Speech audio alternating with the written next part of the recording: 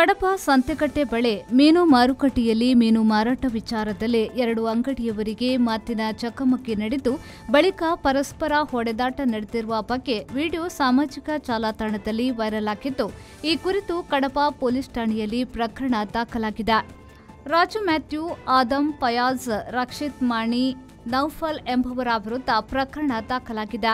ಮೀನು ಮಾರಾಟದ ವಿಚಾರಕ್ಕೆ ರಾಜು ಮ್ಯಾಥ್ಯೂ ಹಾಗೂ ಆದಂ ಎಂಬ 2 ಅಂಗಡಿಯವರ ನಡುವೆ ಮಾತಿನ ಚಕಮಕಿ ನಡೆದು ಬಳಿಕ ಸಾರ್ವಜನಿಕ ಸ್ಥಳದಲ್ಲಿ ರಾಜು ಮ್ಯಾಥ್ಯೂ, ಆದಂ ಫಯಾಜ್, ರಕ್ಷಿತ್ ಮಾಣಿ, ನೌಫಲ್ ಎಂಬುವರು ಪರಸ್ಪರ ಹೊಡೆದಾಡಿಕೊಂಡಿದ್ದು ಸಾರ್ವಜನಿಕರಿಗೆ ಶಾಂತಿಭಂಗ ಉಂಟಾಗುವಂತೆ ಮಾಡಿದ್ದು, ಅದರಿಂದ ವ್ಯಕ್ತಿಗಳ ವಿರುದ್ಧ ಕಡಪ ಪೊಲೀಸ್ ಠಾಣೆಯಲ್ಲಿ ಪ್ರಕರಣ ದಾಖಲಿಸಿಕೊಂಡು ಪೊಲೀಸರು ತನಿಖೆ ನಡೆಸುತ್ತಿದ್ದಾರೆ.